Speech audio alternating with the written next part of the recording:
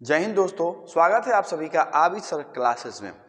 आज के इस वीडियो में हम लोग देखने वाले हैं ज्योग्राफी का इकाई 1 और ये हमारा पाठ होगा 2 प्राकृतिक संसाधन का। इसमें हम लोग प्राकृतिक संसाधन के बारे में समझेंगे। मैंने इसके पहले वाले वीडियो में आपको बहुत ही अच्छे तरीके से बताया है कि संसाधन क्या होता है, संसाधन के कितने प्रकार होते हैं, संसाधन नियोजन क्या होता है, संसाधन को हम लोग कैसे संरक्षण कर सकते हैं। इस पार्ट में हम लोग समझेंगे प्राकृतिक संसाधन के बारे में। प्राकृतिक संसाधन को अच्छे से काफी विस्तृत ढंग से इसमें जानने वाले हैं। तो अगर आप मेरे चैनल को सब्सक्राइब नहीं किए हैं तो सबसे पहले आप मेरे चैनल को सब्सक्राइब करें और बेल नोटिफिकेशन को दबा लें ताकि मेरे वीडियो का नोटिफिकेशन सबसे पहले आपको पहुंचे। तो चलिए हम लोग शुरू करते हैं। हम लोग बात करते हैं प्राकृतिक संसाधन। प्राकृतिक संसाधन होता क्या है? तो प्रकृति में पाए जाने वाले जो संसाधन होते हैं उसे प्राकृतिक संसाधन कहा जाता है। अब प्राकृतिक संसाधन क्या क्या हो सकते हैं? जैसे कि आपका हो सकता है भूमि, हो सकता है जल, हो सकता है वायु, हो सकता है नदी, हो सकता है वन, हो सकता है। ये जो होते हैं प्राकृतिक संसाधन होते हैं। क्यों? क्योंकि इसे मनुष्य निर्माण नहीं कर सकता है, मनुष्य इसे नहीं बना सकता है, ये प्रकृति में मौजूद होते हैं। अब इसमें आपको एक जरूरत होती है तकनीक की। तकनीक की जरूरत होती है। तकनीक का इस्तेमाल करके, जिसको आप बोलते हैं टेक्नोलॉजी, इंग्लिश में उसे टेक्नोलॉजी कहा जाता है। तो तकनीक का इस्तेमाल करके इन संसाधनों को मनुष्य अपने उपयोग के लायक बनाता है। जैसे मान लो कि हम लोग भूमि का इस्तेमाल करते हैं। तो भूमि के बारे में बात करें तो भूमि पर हम लोग खेती करते हैं या हम घर बनाते हैं। ठीक है, तो घर बनाने के लिए हमको तकनीक चाहिए, खेती करने के लिए हमको तरह तरह के टेक्नोलॉजी चाहिए। जैसे कि आपको ले सकते हो, ट्रैक्टर के इस्तेमाल कर सकते हो। ठीक है, तरह तरह के मशीन के इस्तेमाल कर सकते हो खेती करने के लिए। आप वायु के बारे में बात करो तो वायु से हमको लाभ लेना है तो उसके लिए हमको तकनीक चाहिए। पवन चक्की स्थापित करना पड़ेगा। पवन चक्की स्थापित करने से आपको उससे बिजली प्राप्त होगी। जल से आपको फायदा लेना है तो जल के लिए हमको तकनीक लगाना पड़ेगा। जैसे नीचे जमीन से जल को निकालना होगा, उसके लिए ट्यूबवेल चाहिए, पंपिंग सेट चाहिए, उससे आप आसानी से जल को निकाल सकते हैं। या नहरों से खेतों की सिंचाई कर सकते हैं। तो नहर बनाने के लिए तकनीक चाहिए कि नहीं चाहिए? तकनीक चाहिए। तो तकनीक से हम लोग इन संसाधनों को आसानी से अपने इस्तेमाल के लायक बना सकते हैं। तब ये हमारे लिए अच्छे संसाधन का काम करते हैं। वन जो हो गया, वन ये भी हमारे लिए प्राकृतिक संसाधन का कार्य करता है, क्योंकि वन को हम लोग उत्पन्न नहीं कर सकते हैं, वन को हम लोग निर्माण नहीं कर सकते हैं। वन से प्राप्त होने वाले जो लकड़ी होती है उस लकड़ियों को तकनीक के द्वारा अपने इस्तेमाल के लायक बनाते हैं। जैसे जो लकड़ी होती है उसको हम लोग मशीन से अच्छे तरह से हम लोग फर्नीचर बना लेते हैं, कुर्सी बना लेते हैं, टेबल बना लेते हैं। तो ये क्या हो जाता है, हमारे लिए संसाधन का काम करता है। नदी देख लो, नदी भी हमारे लिए संसाधन का काम करता है। आजकल नदियों के द्वारा भारी से भारी और बहुत ही ज्यादा सामानों को जहाजों के द्वारा एक जगह से दूसरी जगह आसानी से भेजा जाता है।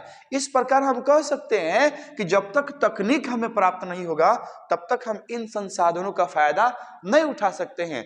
संसाधन का फायदा उठाना है तो आपको तकनीक चाहिए, टेक्नोलॉजी चाहिए।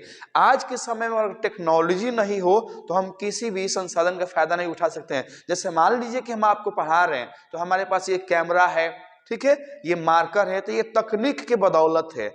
आप तकनीक के बदौलत आसानी से आप घर पर पढ़ सकते हैं। अब पढ़ने के लिए आपको कहीं जाने की जरूरत नहीं पड़ती है। अब हम लोग देखते हैं भूमि संसाधन।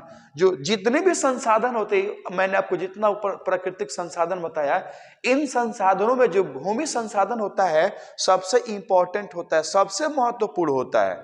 ये जो होता है संसाधन एक मौलिक संसाधन होता है।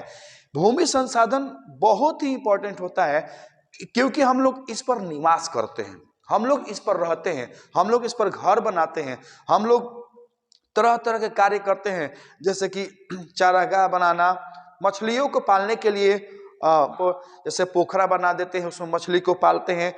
और भी बहुत सारे कार्य करते हैं, जैसे कि पशु चारण करना, खनन करना, इस भूमि पर ही करते हैं हम लोग। बड़े बड़े बिल्डिंग को बनाते हैं तो इस भूमि पर ही बनाते हैं। इसलिए कहा जाता है कि ये जो भूमि संसाधन होता है हमारे लिए एक मौलिक संसाधन होता है, एक महत्वपूर्ण संसाधन होता है। लेकिन अगर मैं बात करूं भूमि संसाधन की, तो क्या ये हमारे लिए असीमित मात्रा में पाया जाता है? ऐसा बिल्कुल नहीं। ये भूमि संसाधन होता है, ये सीमित होता है। अब जैसे मान लो कि आपके दो भाई हैं, आपके पिताजी के पास 10 कट्ठा खेत है, ठीक है। तो उस 10 कट्ठा खेत को आप दोनों के बीच में बांटा जाएगा, तो 5-5 कट्ठा आपको मिल जाएगा। उसके बाद से फिर आगे आपकी शादी होगी, फिर उसको डिवाइड किया जाएगा। तो आप ऐसे करके उस पूरे खेत को डिवाइड कर दीजिएगा, छोटे छोटे टुकड़ों में बांट दीजिएगा। तो आप बताइए, मनुष्य की संख्या बढ़ी, क्या भूमि बढ़ा? नहीं बढ़ा। भूमि जैसे है वैसे ही रह गया। इसलिए कहा जाता है कि जनसंख्या ज्यादा नहीं बढ़ाना चाहिए, हम दो हमारे एक, हम दो हमारे एक ही करना चाहिए। आगे देखते हैं, ये जो भूमि संसाधन होता है, इसके अनेक भौतिक स्वरूप होते हैं। भूमि संसाधन के जो होते हैं ना, बहुत सारे भौतिक स्वरूप होते हैं। जैसे कि आप देख सकते हो, पर्वत हो गया, पठार हो गया, मैदान हो गया। पर्वत आप समझते हैं, इस भूमि पर बड़े कहीं जो भूमि होता है ना, पर्वत के रूप में पाया जाता है, कहीं पठार के रूप में पाया जाता है, कहीं मैदान के रूप में पाया जाता है। और पर्वत जैसे कि आप देख लो, ऐसे बड़ा बड़ा ऐसे पाया जाता है, ये पर्वत हो गया। अब जो पठार होता है ऐसे ऊपर तक जाता है और ऊपर ऐसे समतल हो जाता है, इसको हम लोग बोलते हैं पठार। और मैदान समझते हैं, जहां पर खेती की जाती है, कृषि की जाती है, उसको हम लोग बोलते हैं मैदान।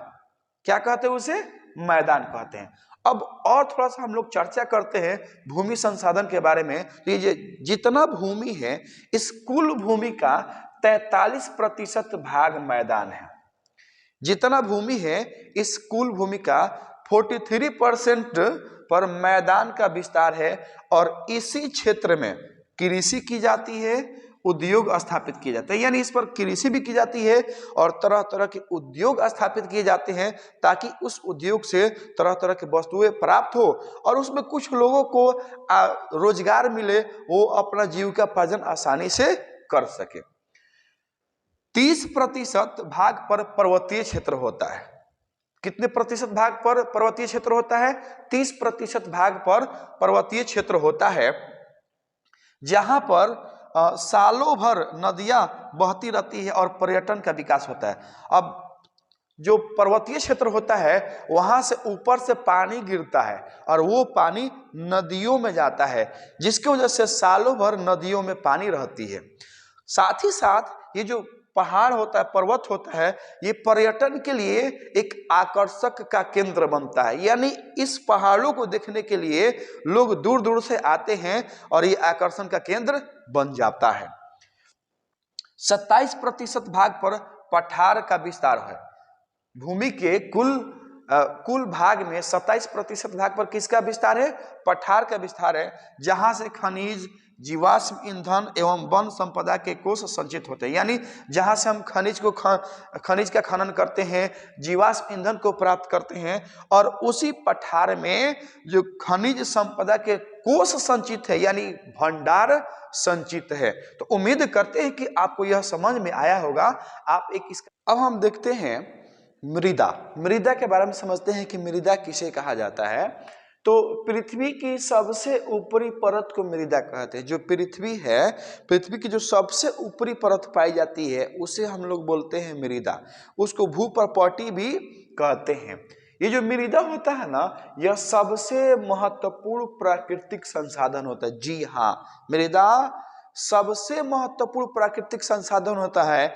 यह सिर्फ पौधे के लिए ही नहीं, बल्कि इस पृथ्वी पर रहने वाले जो अलग अलग प्रकार के जीव होते हैं, उन सभी जीवों के लिए ये महत्वपूर्ण संसाधन होता है। आप जैसे मान लो खेती करते हो, तो खेती करते हो, फसल उपजाते हो, तो उस फसल से जो अनाज होते हैं, उस अनाज को आप खाते हो, आपके लिए संसाधन का काम करता है। जो इस पृथ्वी पर जो घने जंगल है, उन जंगलों में छोटे बड़े जीव रहते हैं, उनके लिए निवास का काम करता है। इस पृथ्वी पर ही आप बिल्डिंग बनाते हो, उस बिल्डिंग में रहते हो, तो आपके लिए वो संसाधन का काम करता है। इस पृथ्वी पर ही तरह तरह के खेल के मैदान बनते हैं, स्टेडियम बनते हैं, तो ये आपके लिए एक संसाधन का काम करता है। यहां तक देश के लिए बहुत इंपॉर्टेंट होता है। इस देश में आयात और निर्यात का कार्य इस पृथ्वी के जरिए भी होता है। तो अगर इस संसाधन को हम लोग सुरक्षित रखते हैं तो हमारी आर्थिक स्थिति सुधरेगी, साथ ही साथ जो देश की आर्थिक स्थिति है वो भी सुधरेगी। अगर हम इसको ध्वस्त करते हैं तो हमारी भी आर्थिक स्थिति ध्वस्त होगी और देश की भी आर्थिक स्थिति ध्वस्त होगी, यानी खराब हो सकती है। तो ये हमारे लिए जो होता है ना, मृदा काफी इंपॉर्टेंट होता है, काफी महत्वपूर्ण होता है। अब आपके दिमाग में आता होगा कि ये जो मृदा होता है, यानी मृदा को आप मिट्टी भी कहते हैं, मृदा का निर्माण होता कैसे है? क्या अपने आप मृदा बन जाता है या 2 महीना, 4 महीना, 5 महीना में मिट्टी का निर्माण हो जाता है? ऐसा बिल्कुल नहीं। मृदा का जो निर्माण होता है एक लंबी प्रक्रिया होती है, इसमें लाखों वर्ष लग जाते हैं, करोड़ों वर्ष लग जाते हैं। समझते हैं, मृदा निर्माण एक लंबी अवधि एवं जटिल प्रक्रिया होती है। जो मृदा का निर्माण होता है वो क्या होता है? लंबी अवधि और एक जटिल प्रक्रिया होती है। इसके निर्माण में चट्टानों के टूटने एवं फूटने से, जैसे कि जो चट्टान होते हैं, पहाड़ होते हैं, पहाड़ जब टूटता है, अब टूटता कैसे है? जैसे कि दिन के समय बहुत तेज धूप निकलती है तो चट्टान गर्म हो जाते हैं, और आपको पता है कि कोई भी चीज गर्म होता है तो गर्म होने के बाद से फैलता है। रात जब होती है तो वही चट्टान फिर से सिकुड़ जाते हैं, ठंडा होकर के सिकुड़ जाते हैं। फिर दिन होता है तो गर्म होकर फैलते हैं, फिर सिकुड़ते हैं, गर्म होकर फैलते हैं, सिकुड़ते हैं। इसकी वजह से होता है कि उनके अंदर की जो आंतरिक शक्ति होती है वो कमजोर हो जाती है और वो टूट जाते हैं, और टूट के ऊपर से गिरते हैं तो छोटे छोटे टुकड़ों में नीचे आकर के गिरते हैं। आप देखते हैं कि जब बाढ़ हो रहा आता है तो उस बाढ़ के पानी के साथ छोटे छोटे पत्थर भी आते हैं। वो कहाँ से आते हैं? उसी चट्टान की टूटने की वजह से आते हैं। और ये जो प्रक्रिया होती है काफी लंबे समय तक हो जाता है, काफी लंबा समय लगता है, और वही मिट्टी का निर्माण करते हैं। सिर्फ यहाँ तक ही नहीं, भौतिक परिवर्तन होते हैं, भौतिक परिवर्तन के वजह से भी मिट्टी का निर्माण होता है। जैसे कि दिन के समय चट्टानों का गर्म होकर के फैलना, रात के समय फिर से ठंडा होना। दिन के समय चट्टानों का गर्म होकर फैलना और रात के समय फिर से ठंडा होना। इसकी वजह से वो उसकी जो आंतरिक शक्ति होती है वो कमजोर हो जाती है और वो टूट करके नीचे गिरने लगते हैं। रासायनिक परिवर्तन भी बहुत मदद करता है। जैसे कि आप देख लो कि उसमें होता क्या है कि जब बारिश होती है तो चट्टानों में दरार पड़ जाते हैं। पहले से अगर चट्टानों में दरार होते हैं तो उसमें पानी चला जाता है। ठंडी का मौसम आता है तो ठंडी के मौसम की वजह से वो जो पानी होते हैं वो बर्फ बन जाते हैं। और आपको पता है कि जब बर्फ बनता है तो उसका आयतन बढ़ता है। जब आयतन बढ़ता है तो जो दरारें होती है उसका जो आकार होता है वो भी बढ़ जाता है, और कभी कभी इतना ज्यादा वो फैल जाता है कि वो दरार बड़ा होकर के नीचे गिरने लगता है, छोटे छोटे टुकड़ों में वो बदल जाता है। आप यूं कह दो कि जो कभी कभी जो छोटे छोटे पौधे होते हैं, जैसे कौवा के किसी बीज को खा लिया और वहां पे पॉटी कर दिया, तो क्या होता है कि दरारों में पॉटी कर देता है तो वहां पेड़ निकल आते हैं, और पेड़ की जो जड़ें होती है चट्टानों को तोड़ने में मदद करती है। और ये जो प्रक्रिया होती है काफी लंबे समय तक होता है। तो आप समझ गए होंगे कि जो मिट्टी का निर्माण होता है किस तरह से होता है और ये कितना समय लग जाता है मिट्टी के निर्माण होने में। अब समझते हैं मिट्टी के निर्माण के कारक। मिट्टी के निर्माण के कौन कौन से कारक होते हैं? तो वो होता है ऊंचावच या धारा आकृति, मूल शैल या चट्टान होता है, जलवायु भी मिट्टी के निर्माण में मदद करता है, वनस्पति हो गया। मैंने अभी आपको बताया था कि अगर कोई पेड़ चट्टान के दरार में निकल जाता है तो उससे चट्टाने की दरारें फैल जाती है और चट्टान छोटे छोटे टुकड़ों में टूट जाता है। जैव पदार्थ हो गया। अब जैव पदार्थ जैसे कि लकड़ी सड़ गया, मनुष्य का बॉडी है, जैसे कि जब मनुष्य मर जाता है तो या कोई भी जानवर मर जाता है तो उसको जमीन में दबा दिया जाता है। कुछ सालों के बाद, कुछ वर्षों के बाद उसका जो पूरा शरीर होता है वो मिट्टी में बदल जाता है। पेड़ पौधे जब सड़ जाते हैं तो ह्यूमस बन जाते हैं, खाद बन जाते हैं, मिट्टी का वो निर्माण कर देते हैं। ठीक है, तो जैव पदार्थ भी मिट्टी के निर्माण में मदद करते हैं। जो खनिज कण होते हैं, खनिज कण भी मिट्टी के निर्माण में मदद करते हैं। और जो सबसे इंपॉर्टेंट होता है वो होता है समय। सबसे इंपॉर्टेंट होता है क्योंकि मिट्टी के निर्माण में बहुत ज्यादा समय लगता है। 2 दिन 4 दिन 5 दिन नहीं लगता है, करोड़ों वर्ष लग जाते हैं, लाखों वर्ष लग जाते हैं मिट्टी के निर्माण में। इसलिए समय का बहुत ही ज्यादा वैल्यू होता है। आप इसका एक अच्छा सा स्क्रीनशॉट ले लें। अब हम लोग समझते हैं मृदा के प्रकार एवं वितरण। दोस्तों मैं आपको बता दूं कि जो भारत में मृदा सभी जगह एक जैसा नहीं पाया जाता है। कहीं पे जलोढ़ मृदा पाया जाता है, कहीं पे काली मृदा पाया जाता है, कहीं पे लाल मृदा पाया जाता है, कहीं पे पीला मृदा पाया जाता है, कहीं पे मरुस्थलीय मृदा पाया जाता है। तो आइए हम लोग समझते हैं कि इन मृदाओं का क्या उपयोग होता है और किस मृदा में कौन से फसल लगाए जाते हैं और इसका विस्तार भारत में कहाँ कहाँ है। आइए हम लोग समझते हैं। सबसे पहले है जलोढ़ मृदा। जलोढ़ मृदा किसे कहते हैं, जलोढ़ मृदा कैसे बनता है समझते हैं। वैसी मृदा जिसमें बालू सिल्ट मृतिका पाई जाती है उसे जलोढ़ मृदा कहते हैं। जिस मृदा में बालू हो, सिल्ट हो और मृत शरीर मिला हुआ हो, है ना, मृत शरीर का अवशेष मिला हुआ हो, उसे जलोढ़ मृदा कहा जाता है। ये जो जलोढ़ मृदा होता है इसका रंग लालिमा लिए हुए भूरे रंग का होता है। ये हल्का भूरे रंग का होता है। भारत में जो इसका विस्तार होता है 6.4 करोड़ क्षेत्र पर इस मृदा का विस्तार होता है। और हम बात करते हैं इसके प्रकार की, तो जो जलोढ़ मृदा होता है वो 2 प्रकार का होता है। पहला जो होता है बांगर, इसको हम लोग बोलते हैं बांगर। अब ये बांगर मृदा क्या होता है समझते हैं। ऐसा जलोढ़ मृदा जो पुराना होता है, जिसमें कंकड़ एवं बंजरी की मात्रा अधिक होती है, उसे बांगर कहते हैं। ऐसा जलोढ़ मृदा जो बहुत पुराना होता है, जिसमें कंकड़ और बंजरी की मात्रा अधिक होती है, उसे जलोढ़ मृदा कहते हैं। और जो दूसरा प्रकार होता है वो होता है खादर मृदा। खादर ऐसा जलोढ़ मृदा जो नया होता है, जिसमें महीन कण पाए जाते हैं, उसे हम खादर मृदा कहते हैं। यह अधिक उपजाऊ होता है। ये जो बांगर मृदा होता है वो ज्यादा उपजाऊ नहीं होता है, लेकिन ये जो खादर मृदा होता है बहुत ही ज्यादा उपजाऊ होता है। इसी मृदा में खेती की जाती है। इस अगर एग्जाम में क्वेश्चन पूछे सॉरी और एग्जाम में क्वेश्चन पूछे कि किस मृदा में खेती की जाती है, जलोढ़ मृदा को 2 भागों में बांटा गया है, एक बांगर और दूसरा खादर। तो उन दोनों मृदाओं में किस मृदा में सबसे ज्यादा खेती की जाती है, तो आप लोग टिक करिएगा खादर मृदा पे। क्यों? क्योंकि ये सबसे ज्यादा उपजाऊ मृदा होता है, इसमें फसल अच्छे से हो जाता है, इसलिए इसका प्रयोग कृषि में सबसे ज्यादा किया जाता है। अब आगे समझते हैं कि जलोढ़ मृदा होता है, इस जलोढ़ मृदा में कौन कौन से तत्व पाए जाते हैं। तो जलोढ़ मृदा में पोटास होता है, पोटास तत्व पाए जाते हैं, फास्फोरस पाया जाता है और चूना पाया जाता है। ठीक है, ये सारे तत्व पाए जाते हैं। यहां से भी एक ऑब्जेक्टिव क्वेश्चन बनता है कि जलोढ़ मृदा में कौन कौन से तत्व पाए जाते हैं, तो आप याद रखिएगा पोटास, फास्फोरस और चूना। अब आगे पूछ दे कि किसकी इसमें कमी होती है, तो आप लोग बताइएगा नाइट्रोजन जो होता है ना, उसकी कमी होती है। नाइट्रोजन इसमें नहीं पाया जाता है।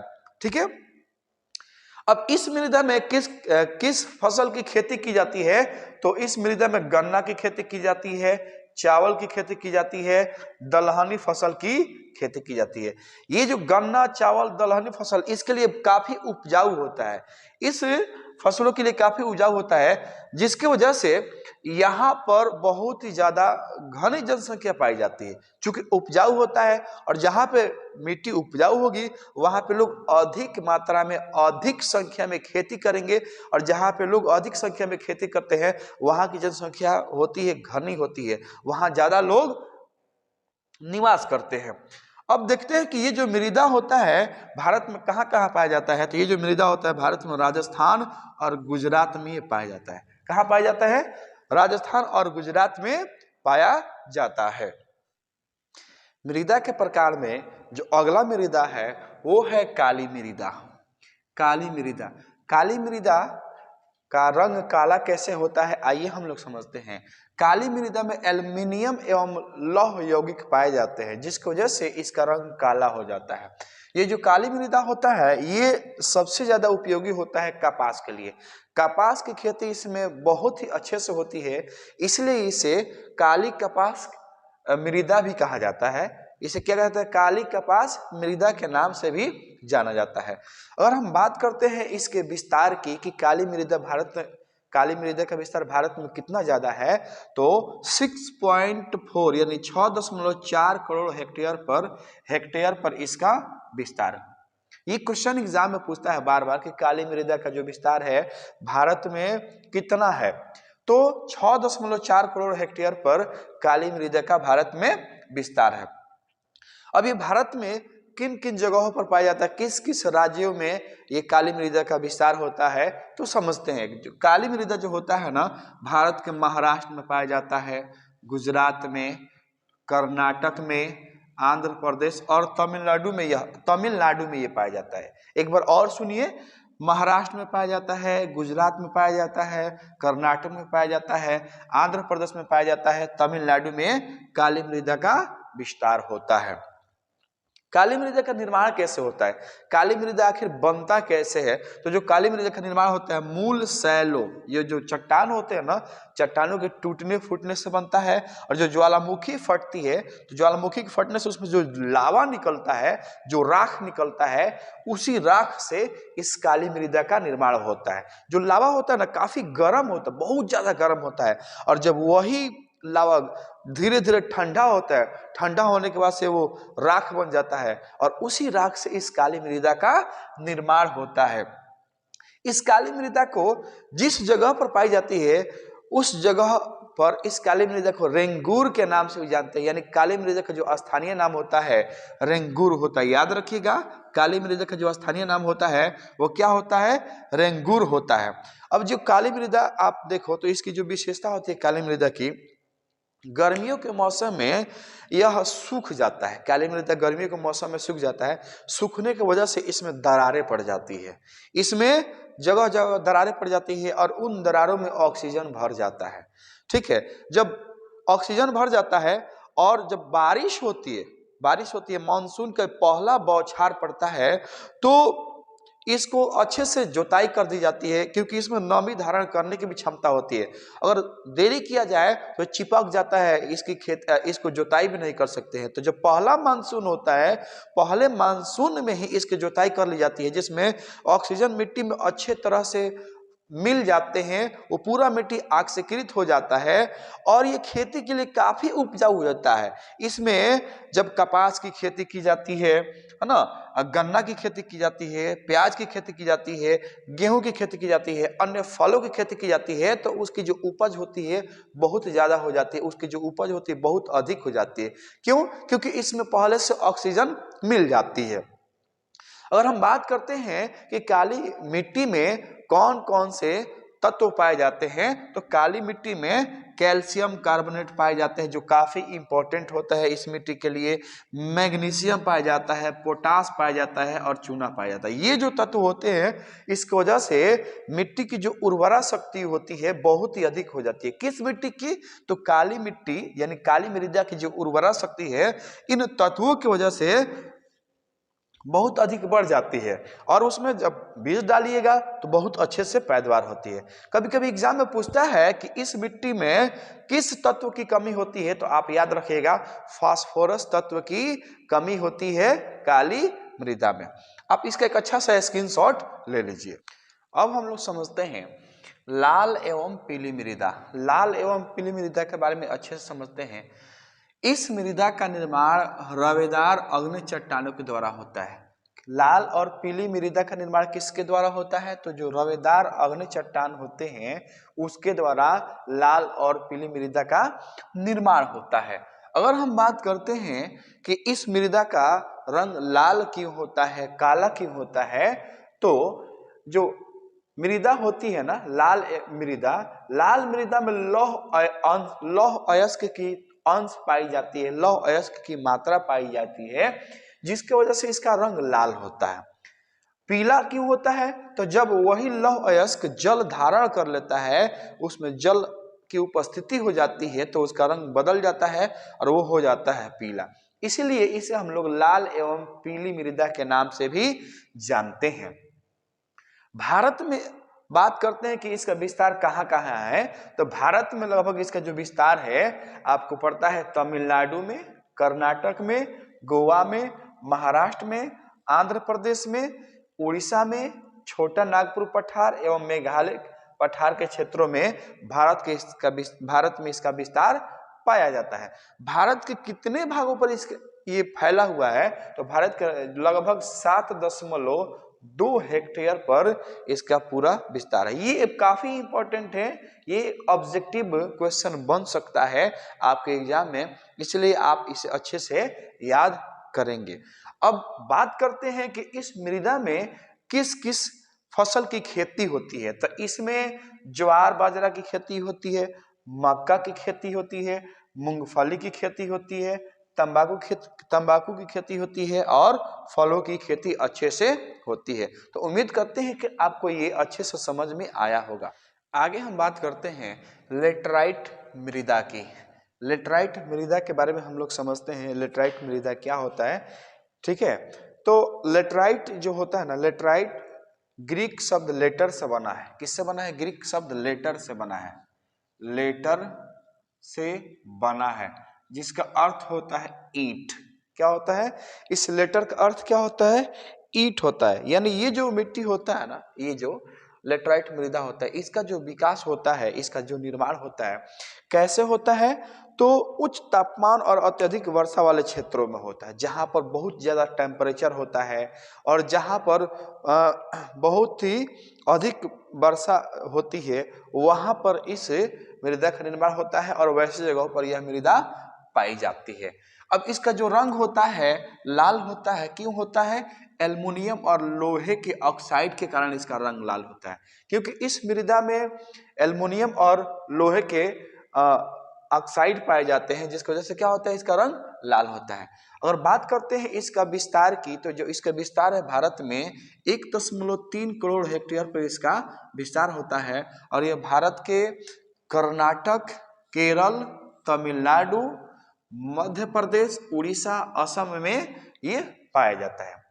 अब इस मृदा में अगर बात करते हैं फसल की, तो इस मृदा में चाय का फसल, कहवा की फसल, काजू की फसल की जाती है।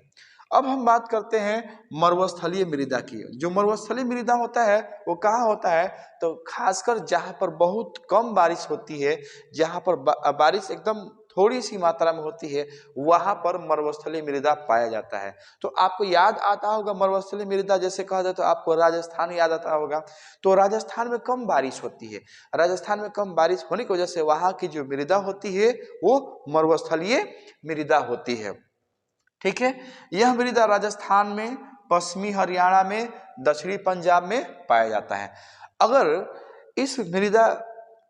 इस मृदा में अगर खेती करना चाहते हैं, तो अगर आप अच्छे से सिंचाई की व्यवस्था कर देते हैं, तो सिंचाई की व्यवस्था कर देने के बाद आप चावल की खेती, गेहूं की खेती आसानी से इसमें कर सकते हैं।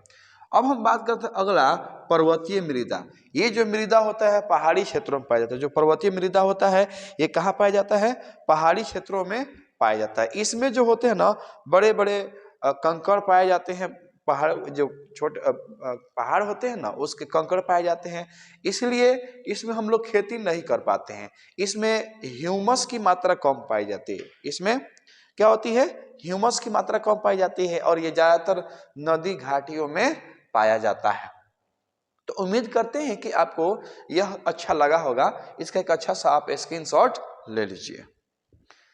तो आज के इस वीडियो में हम लोगों ने समझा प्राकृतिक संसाधन यानी भू संसाधन के बारे में हम लोगों ने समझा, मृदा के प्रकार के बारे में समझा और उसका उपयोग के बारे में समझा।